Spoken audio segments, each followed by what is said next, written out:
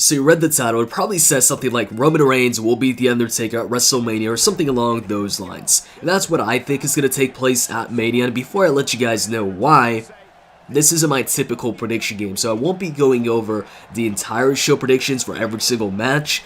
Actually, I might do that towards the end really quick for the rest of the matches, but I really want to focus on Roman versus Taker and why I think Roman's going to beat Taker this Sunday.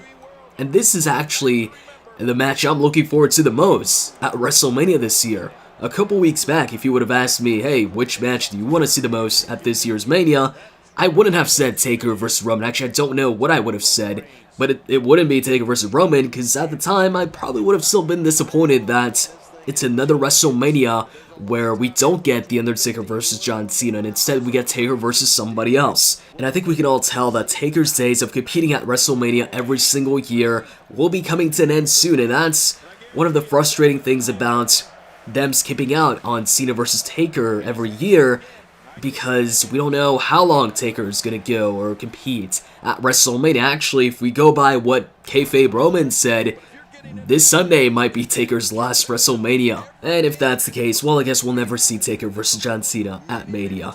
But anyways, back to Roman versus Taker. As we've gotten closer to WrestleMania, I've been getting more and more interested into this match, to the point where I'm looking forward to this more than all the other matches. So anyways, why do I think Roman is going to beat The Undertaker this Sunday? It's for a number of reasons, but the first one being that it seems the Roman push is back in full force. Actually, it seems like it's back stronger than ever before. So, about a month back, for a couple of months actually, Braun Strowman was like the most protected guy on the Raw roster. Nobody could touch Braun Strowman. He was destroying everybody, including Roman Reigns. If you guys remember the build-up to their match at Fastlane, Braun was kicking Roman's ass every single week. Roman just couldn't do anything to him. And Roman Reigns alone, Roman Reigns himself, is a protected superstar. Like, he doesn't lose often. Oftentimes, he'll Superman punch somebody, spear somebody. He gets the better of most superstars. But when it came to Braun Strowman, it seemed like Braun, he was so protected that, hey, even Roman couldn't do anything to him. And then came their actual Fastlane match. Now, with this being the last pay-per-view before WrestleMania, I think a lot of us, for the simple fact that it wasn't WrestleMania, but it was the pay-per-view right before, we were like, I don't think, Braun Strowman's gonna lose this. He's gonna lose his first match, because he's been undefeated since he made his debut on the main roster, that he would lose his first match, even though it's against Roman, right before Mania. Like, why not save it to WrestleMania, or maybe past WrestleMania? But Roman actually went ahead and became the first person to defeat Braun Strowman 1, 2, 3 with a pinfall. And at the time, Braun Strowman seemed to be getting this huge push, so it really came as a surprise when there were so many other ways they could go about it. Now, of course, Braun Strowman was beating up Roman Reigns every single week going into the pay-per-view, so he did have the momentum. And yes, usually when you do have the momentum, you end up losing, but in this case, they could have went with disqualification, countouts, because both these guys were getting a push. So they could have had, for instance, Roman Reigns about to win the match with a spear, and then The Undertaker comes in, he chokeslams Roman Reigns, so Roman wins the match via disqualification, and still both guys look strong. Braun Strowman doesn't lose his streak, and Roman Reigns looks like he was about to win, but you don't know, because you didn't see him connect with the spear, and even if he did, you didn't see the pin, so maybe Braun would have kicked out. But instead, they chose to feed Braun Strowman to Roman Reigns to make Roman look even stronger, and Roman right there ended a streak that went on actually for over a year. So that right there shows you that they're happy to give streaks away, or have Roman be the one to break streaks, and also records, as we saw with the Royal Rumble. Kane had that Royal Rumble record for a long time. What was it? 11 years. They didn't let anybody, all the superstars that came in, all the superstars that were there, nobody touched Kane's elimination record in the single Rumble until Roman Reigns came in and he surpassed that record. Now he breaks Braun Strowman's undefeated streak, which went on for a good while, and as you saw, Braun Strowman was really protected, and he still is. just with no undefeated streak. And also, if you want to add to the whole records thing that Roman Reigns has broken, he also tied the Survivor Series elimination record. So that's one of the reasons right there. The guy that The Undertaker is facing off against at WrestleMania, Roman Reigns, the WWE is not afraid to have him break streaks, break records. And I know what some of you might say, well, The Undertaker doesn't have a streak anymore. Brock Lesnar broke that streak. You'd be right, but he's still undefeated against everybody else. He only has that one blemish.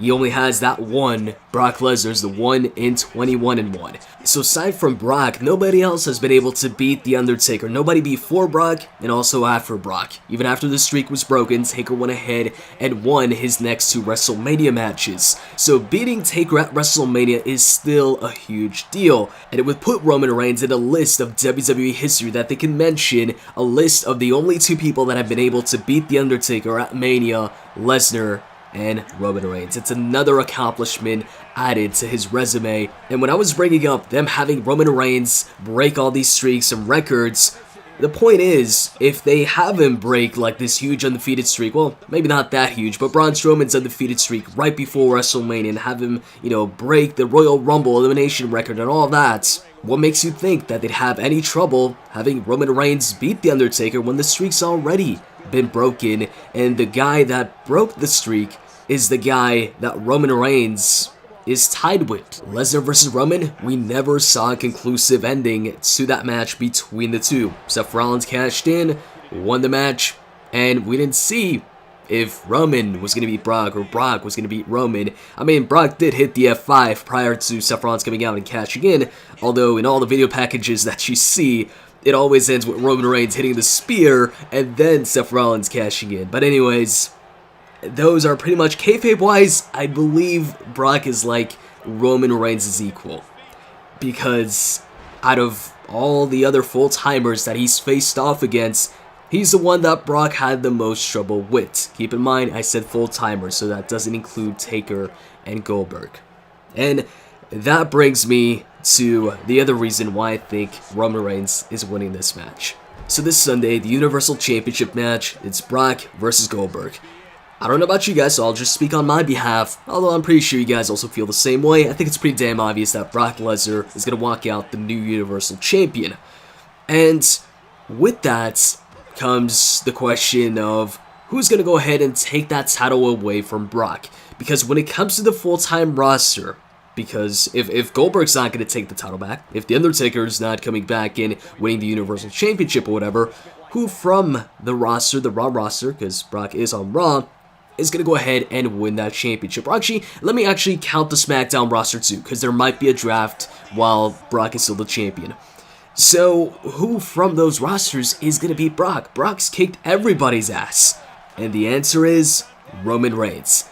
Because ever since WrestleMania 31, we still haven't gotten the proper conclusion to the match. Seth Rollins cashed in, and we never saw who the better man was between Roman and Brock Lesnar. And of course, they're going to do it at some point, and I think it's going to happen for the Universal Championship, and I think this whole road to WrestleMania is a setup to that.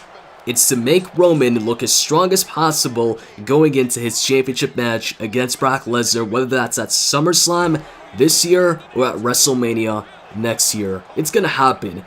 It started with Reigns eliminating Taker from the Rumble and claiming that it's his yard now, which is a big thing. And then he went ahead and beat Braun Strowman, ended his undefeated streak that's been going on for over a year now. They could have, like I said, they could have went with a disqualification count or whatever, but no, they went with Roman Reigns beating him to have Roman look as strong as possible. And then at WrestleMania, you have Roman Reigns beat The Undertaker. I can see it, like I can picture this. He beats The Undertaker at WrestleMania, so that way, when it comes time for Roman Reigns versus Brock Lesnar at SummerSlam or at WrestleMania, they go ahead and bill it as the only two guys in WWE history that have beaten The Undertaker at WrestleMania facing off against each other, and also the two guys, or the rematch from WrestleMania 31. We're finally going to find out who the better man is once in a lifetime, blah blah blah, and all of that. And that's what I think they're going to do. I really think that they're going to have Roman Reigns beat The Undertaker so that both Brock and Roman have something in common, that they both were the only two guys that were able to beat Taker at Mania. And then they face off in the WrestleMania 31 rematch at, like I said, one of the big pay-per-views. Now there's one more reason, and that's the possibility of this being Taker's last match. And here's the thing, some people might go ahead and say, well, if it's Taker's last match, he should win his last match. But Taker's, part of the old school. And if you guys, recall Ric Flair, Shawn Michaels, these guys went out putting somebody over in their last match. Shawn Michaels put over The Undertaker, Taker beat him in his last match, and Ric Flair went ahead and had Shawn Michaels beat him in his last match too. So when it comes to Taker and his last match, to me, it seems like he'd be more of the person to have somebody beat him over him winning his last match before retiring.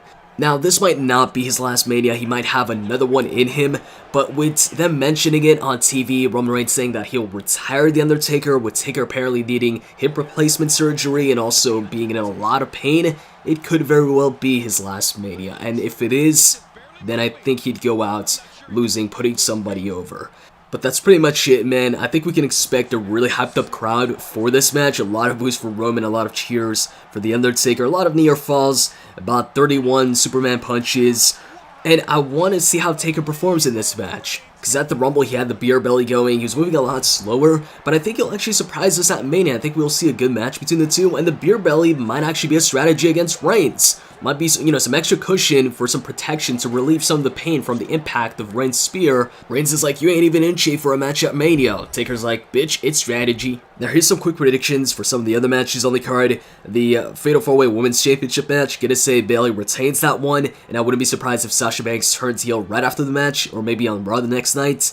Then when it comes to Austin Aries versus Neville, I think Aries takes this one, but I wouldn't be too surprised if Neville retains. When it comes to the Andre the Giant Memorial Battle Royal, I'm going to go with Braun Strowman winning that. When it comes to the SmackDown Women's Championship, I'm going to say Naomi wins it since it's her hometown. But if Maryse goes ahead and joins the match, then I'm going to go with Maryse winning the SmackDown Women's Championship. And speaking of Maryse, the mixed tag team match, going to go with John and Nikki on that one. And when it comes to the WWE Championship match, Randy versus Bray Wyatt, going to go with Bray Wyatt. Initially, I thought Randy was going to win, but now I actually think Bray's going to win. I think, it would make more sense. And I wouldn't be surprised if we see Eric Rowan and Luke Harper join back up with Bray Wyatt, maybe even at WrestleMania to reform the original Wyatt family. So that's pretty much it. I hope you guys enjoyed this video, and if you did, you can click that like button down below. Let's get this over 150 likes, and in the comments section, let me know who you think wins the Taker and Roman match. Is it Roman, or is it Taker, and why? With that said, I'm out. See ya.